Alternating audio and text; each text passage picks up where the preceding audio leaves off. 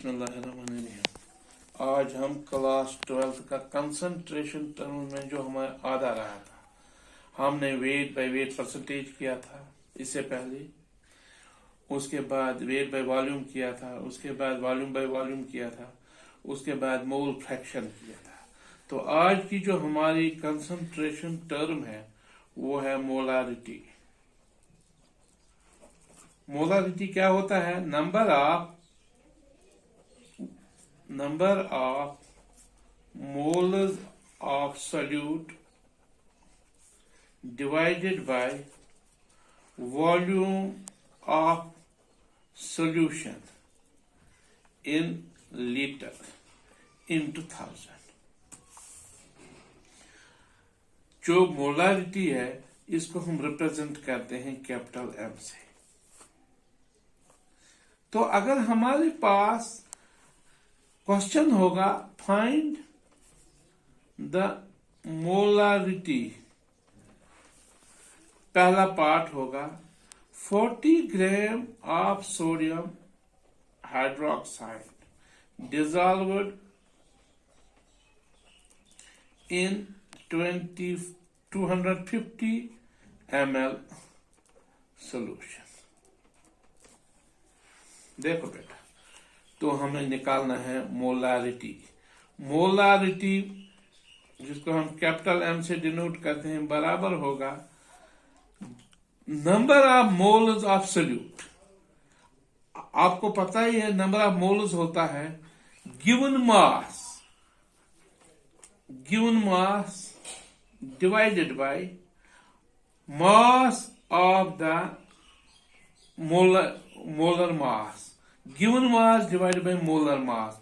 Molar mass में हमें पता है सोडियम का एटॉमिक मास होगा 23, ऑक्सीजन का 16 और हाइड्रोजन का 1। तो divided by molar mass whole divided by volume of the solution. तो वॉल्यूम यहां पर दिया हुआ है 250 डिवाइडेड बाय 250 इंटू होगा 1000। मास जो है वो है 23, 16 और 1 वो हो गया 40 डिवाइडेड बाय मोलर मास 6 3 9 1 10 2 तक 3 हो गया 4 40 डिवाइडेड बाय 250 इंटू 1000। 40 और 40 कैंसल, ये हो गया 1 डिवाइड बाय ये 4 ml पर लीटर आएगा। इसका मतलब है 40 ग्राम ऑफ सोडियम हाइड्रोक्साइड जब हम डिजॉल्व करेंगे 250 ml सोल्यूशन में तो मोलारिटी 4 ml पर लीटर निकलेगा। अगर इसका दूसरा पार्ट क्वेश्चन होगा if 4.9 gram of sulphuric acid H2SO4 are present in 500 centimetre cube solution, तो मोलारिटी बराबर होगा given mass 4.9 divide by sulphuric acid का। सल्फ्यूरिक एसिड का हो गया हाइड्रोजन का 1 और सल्फर का हो गया 32 और ऑक्सीजन का हो गया 16। दैट इज 4.9 6 तो ये हो गया 98 डिवाइडेड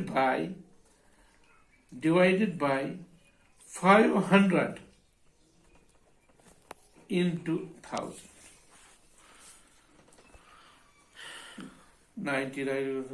500 तो ये आएगा 4 ml पर लीटर।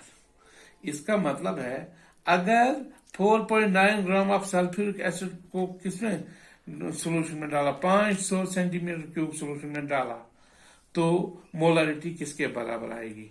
मोलारिटी 4 ml पर लीटर। वो 4 ml नहीं, 5 2 कैंसल, 5 2 10, ये आएगा 0.1 मोल पर लीटर। ये हो गया मोलारिटी। इसके बाद दूसरा हमारा जो है वो है मोलालिटी। मोलालिटी। मोलालिटी रिप्रेजेंट हम करते हैं स्मॉल m से।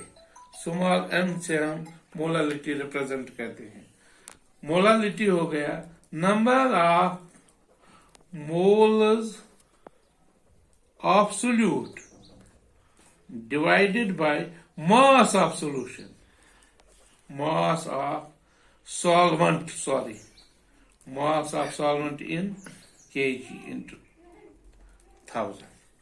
देखो बेटा, अभी तक जो भी हमने डिवाइड में लिखा मास ऑफ सॉल्वेंट किसी में नहीं आया, सिर्फ मोलालिटी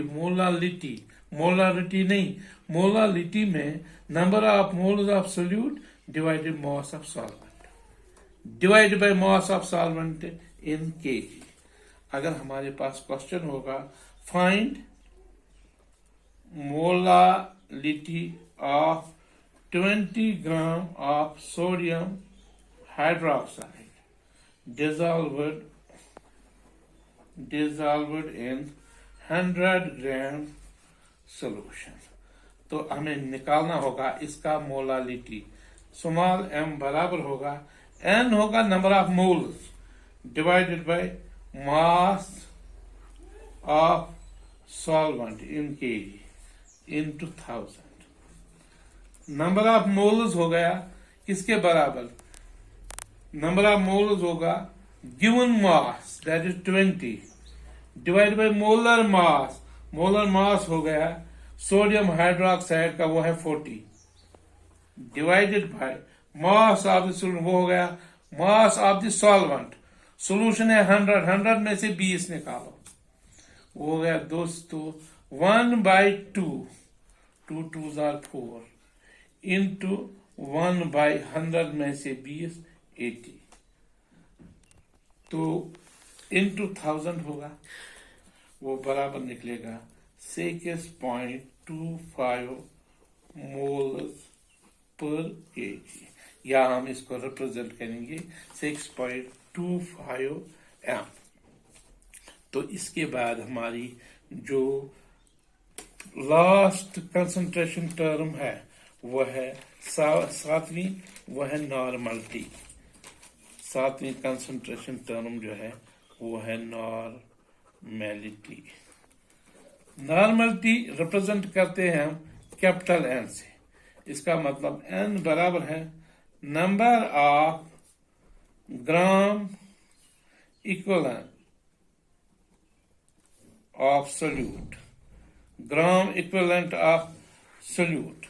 ग्राम इक्विवेलेंट इस एक अलग चीज है, gram equivalent divided by equivalent mass of solute.